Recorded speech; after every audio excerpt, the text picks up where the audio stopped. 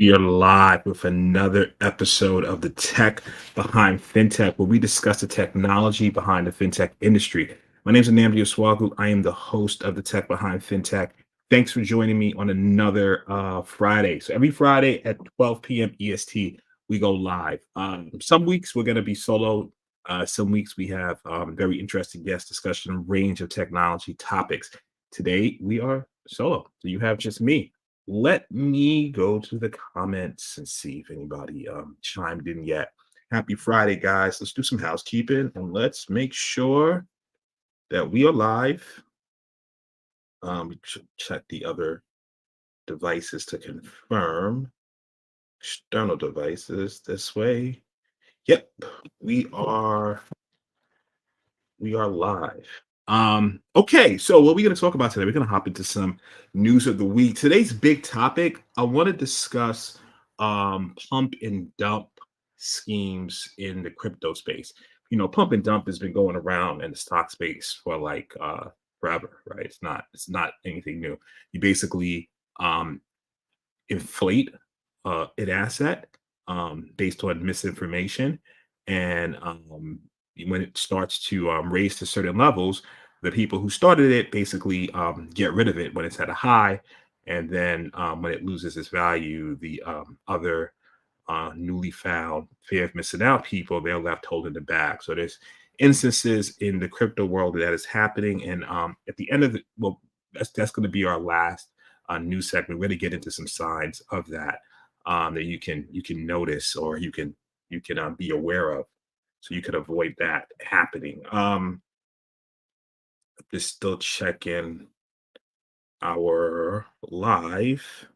Yep, we are definitely live. All right, cool. I'm happy it's working out. All right, so with that said and done, let's jump into some articles of the week. Let's add this to the sharing. All right, this is one of the articles we found. I mean, we really want to discuss buy now, pay later, because that's a big thing happening in fintech, and what that is, if you're not familiar with it.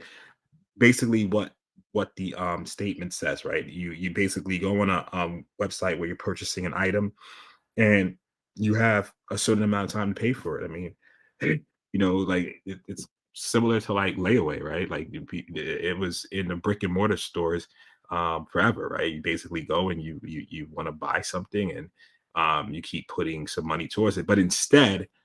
In the layaway aspect, you're basically in the brick and mortar, they're holding it for you. Don't take it, you don't actually take control of the asset, but or the product. In this instance, you take control of it. So I guess that'll be the biggest difference. Switch the backgrounds real quick. So there's a crypto focused shopping site that's international that basically is introducing buy now pay later. That's really uh, why I brought it up. So I really wanted to. It relates to the buy now pay later. And we can kind of discuss some stats around that. Hold up. Let's just check the comments. Comments are always appreciated, by the way. So in this particular instance, right, this crypto focused e-commerce platform allows shoppers to pay for everyday purchases using digital assets and three interest free. And that's the whole concept of buy now. You're not paying the interest on it. But I kind of wanted to use that to really pivot into BNL, BNPL, and new regulation coming up around it. So, with larger ticket items, the use doesn't appear in your credit report, and that's some of the advantages of using it. But that's going to change this year. Um, they say historically, BNLP plans, BNPL plans have been largely unregulated, but that's starting to change as the financial risk involved with BNPL, especially missed payments, become more prominent. So you're going to start seeing maybe smaller price tags for BNPL on Equifax, Experian, and TransUnion. So that's going to be coming down the pipeline. What else do I want to discuss? Interesting on stats. So 26% of adults ages 34 and under regularly use these financing solutions, compared with only 8% of those 55 and older. Another stat that was interesting. They say by the end of 2022, 44% of Gen Z digital buyers ages 14 and older will have used BNPL services at least once that year, compared with only 37.2% of millennial digital buyers. So essentially, once you use this article, just to pivot, um, some BNLP, some BNPL fintechs are Klarna, Afterpay, and Affirm. So those are some of the players in the fintech space. All right, let's move on to the next article. So we had a show last year on energy consumption, and that's like a big thing going on, with energy consumption. So essentially, uh, some wiki contributors, wikis is people, they accept donations, right? That's one of the ways they. You ever use wiki, you'll see a sign come up, or um, soliciting donations and from people that are using the service. So they have enabled crypto donations, and essentially, some people want to get rid of some of the wiki users wants to get rid of that. So they said back in 2019, Wikimedia Foundation started accepting crypto donations through BitPay. But 3 years later, they're facing pressure from the contributors to disable the option over environmental concerns. So a proposal submitted urges the foundation to stop accepting crypto. Accepting crypto does not align with Wikimedia's commitments to making active efforts to improve environmental sustainability. So, so I, found that article very interesting. That this nonprofit will basically, it will, they're considering it. So it's something on the radar. But similar to like Mozilla, they had made a decision to pause crypto donations. Um, their founder, Jamie Zawinski, what did he say on Twitter? The company stopped its association, Planet Incinerating Ponzi Grifters. Wow. Um, I found that funny, but in any case, Mozilla's foundation, they currently pause their accept the crypto donations based on environmental concerns. Yeah, I wish I was. I don't have the link, but we definitely had a good conversation with this last year with Niger's crypto CEO Chigozie Iwu. We talked about different environmental concerns with mining and just the usage of it, and how, so definitely interesting conversation. All right, let's move on to the last article, and then we can get into the anatomy of pumped and dump in the crypto space. So never thought that I have a picture of Kim K and within a fintech conversation, but hey, here it goes. So essentially, there was this crypto Ethereum Max, and it's a class action lawsuit accuses Kim Kardashian and Floyd Mayweather of artificially inflating the price of the cryptocurrency Ethereum Max. Has nothing, no association with Ethereum, by the way, just so we can clear that up. But let's talk about what happened.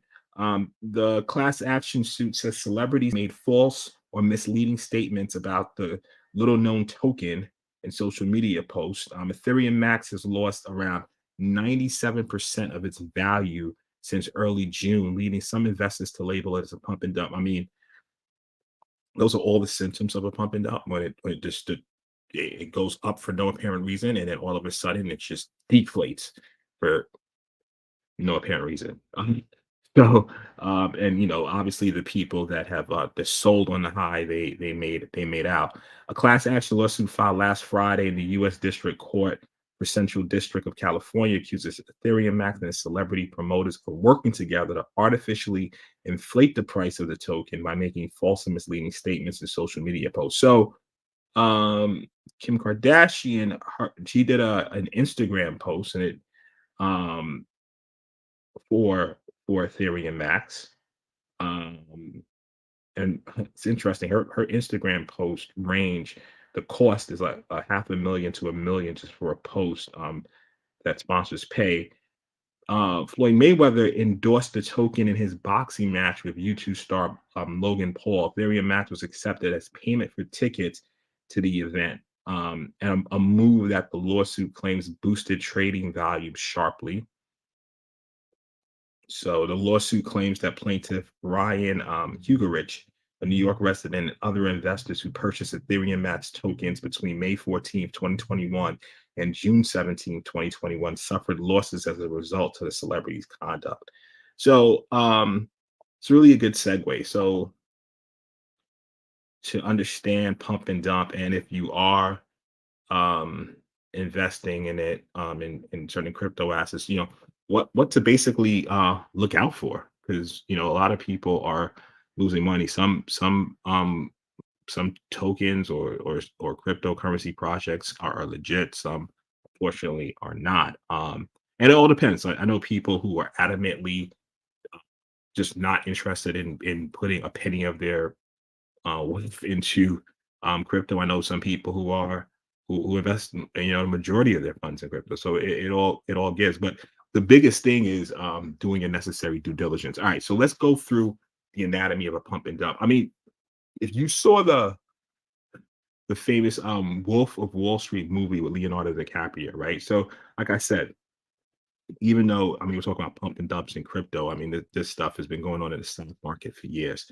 And but the conversation topic is crypto. So let's just try to understand some of the things and how it usually comes about. So the first step in running a crypto pump and dump is they find an asset, look for something with a low trading volume, because as the trading volume increases for some random reason, it can also have an impact on the price. So you want a low.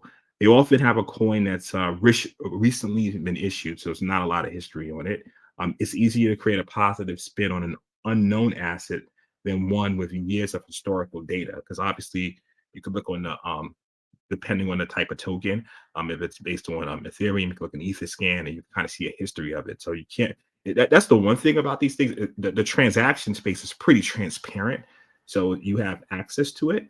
Um, Bad actors. So you have Discord and a lot of offline services for communication that different groups, like-minded groups, go towards, and they use for all sorts of conversation.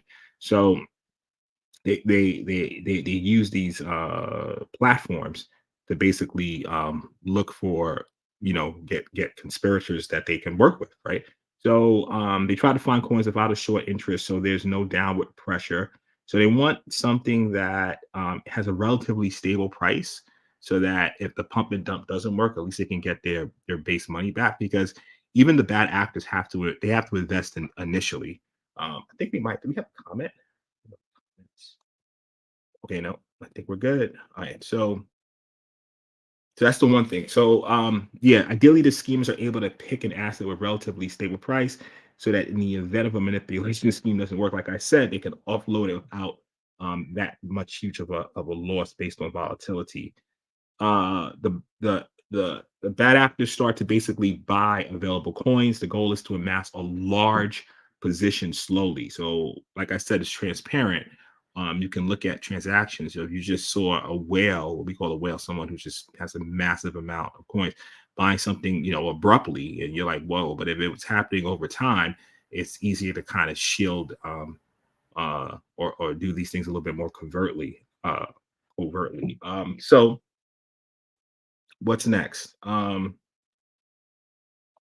They say, okay, due to the history of a pump and dump schemes and the ability of investors to research claims quickly, new tactics are being employed. Like I said, so the scammers are using Discord, Telegram, or other chat groups that suggest that the group participates in a pump and dump. So they'll basically try to solicit some help from a small group of individuals.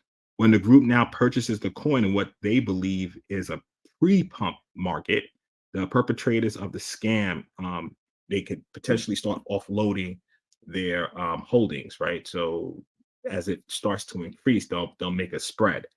So as it starts to expand, right, encouraged by deliberate misinformation and rising prices, more traders jump in, and it's as more people start buying it, it starts causing the price to keep going further up. With the asset now at a much higher price, the actors behind the initial buying and publicity start to basically offload on their holdings. So now, with this, when these at this point, the people that started initially, they're considered wealth. They have a lot. So then they'll just start when it's at a high that they feel it's a good high, they'll start abruptly dumping it fast. Remember, they purchased it slowly, but they now, when it's at a high, they dump it very fast. What happens when they start to dump at that speed? Um, the the token price crashes, and unfortunately, the people who had a fear of missing out with the late investors, they basically get holding the bag.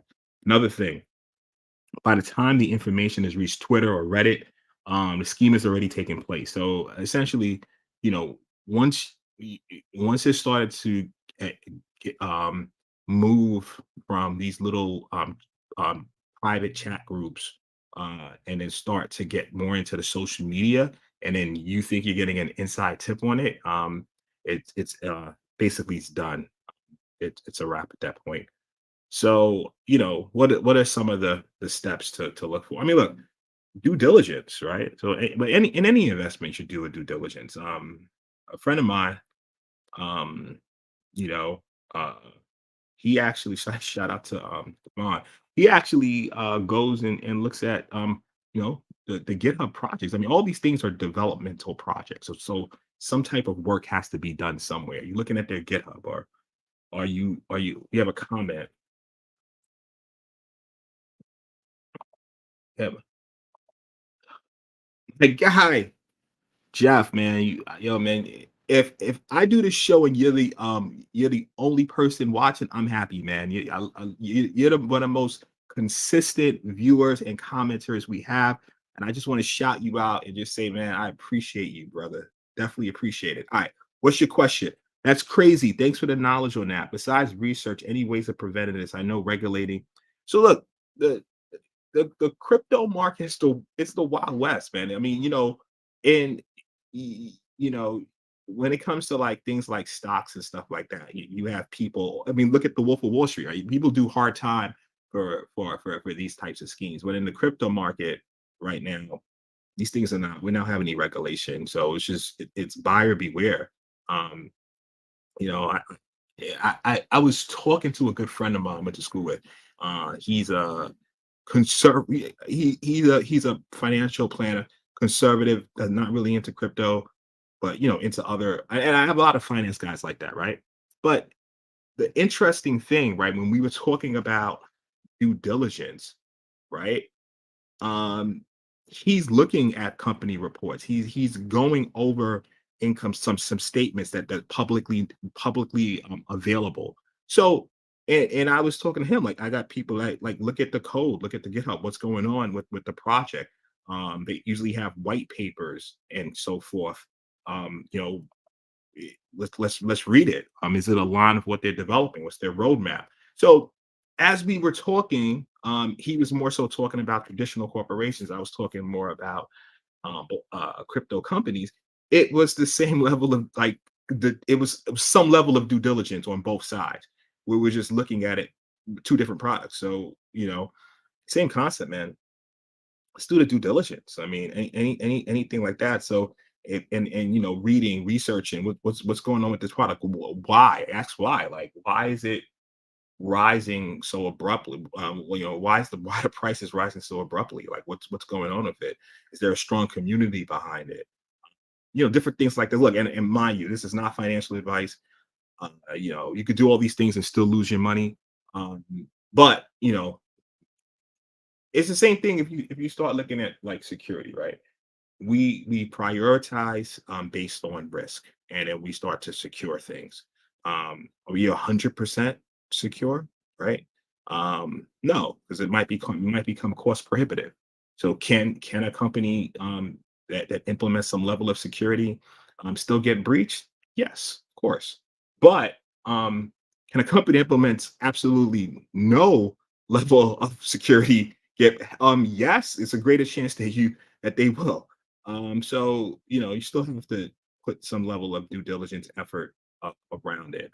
That's what I would say. Let's get rid of the pump and dump. But yeah, there's been a ton of money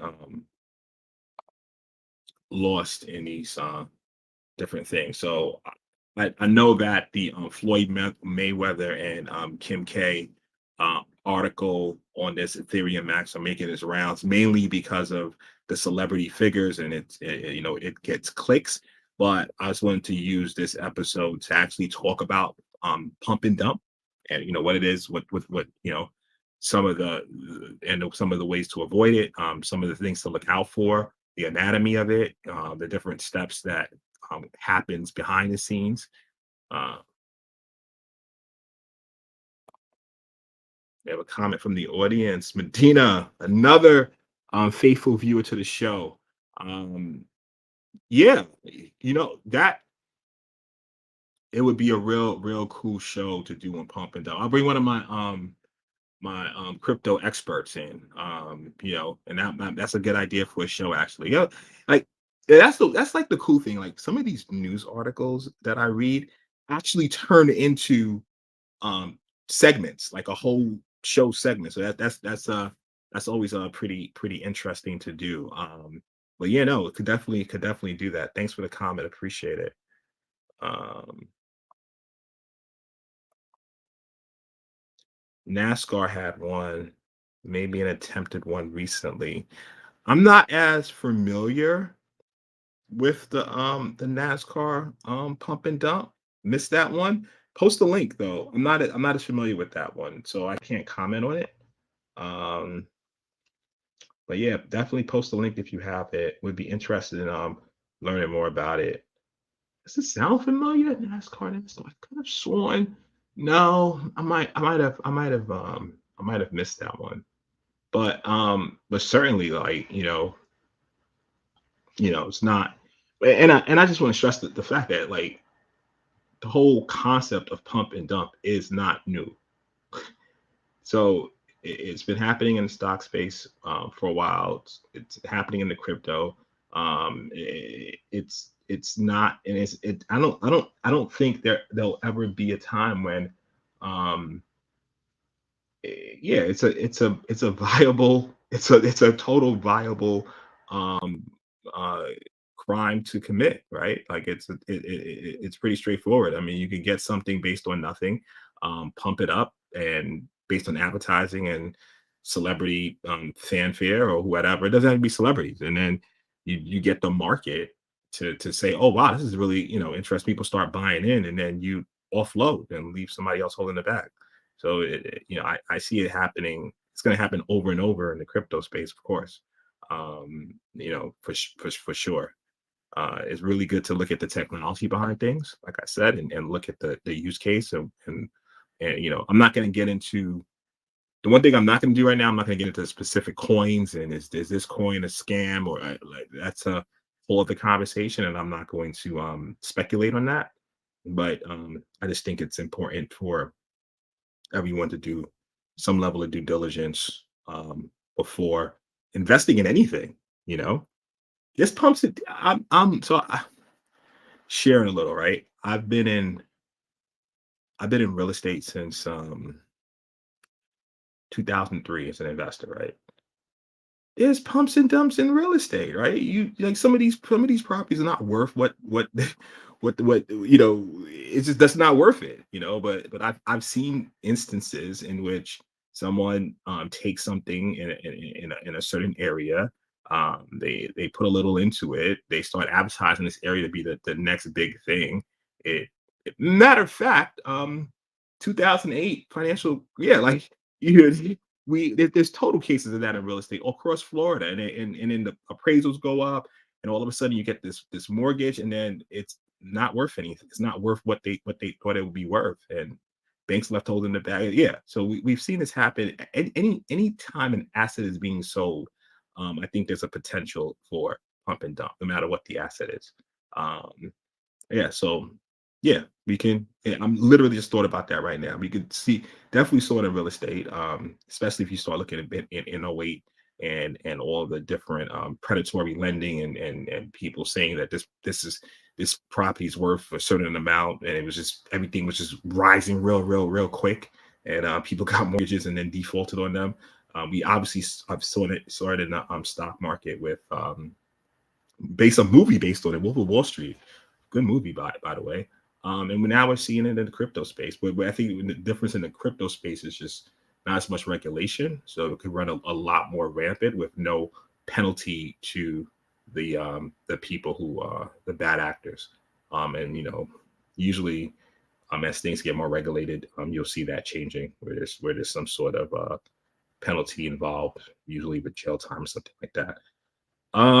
So I think today that concludes our show. Some said we during the solo shows we just look for some interesting articles and then we just try to dive into maybe one of the topics discussed and provide some information. So thank you for tuning in as always. Every week, Friday, 12 p.m. EST, you'll find us. Tech Behind FinTech. You can also go to our website and look at some. We have links to past episodes. Let me put our website in the chat.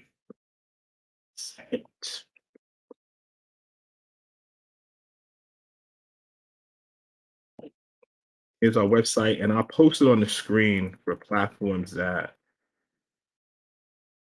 In a second, I'm putting it in the chat right now.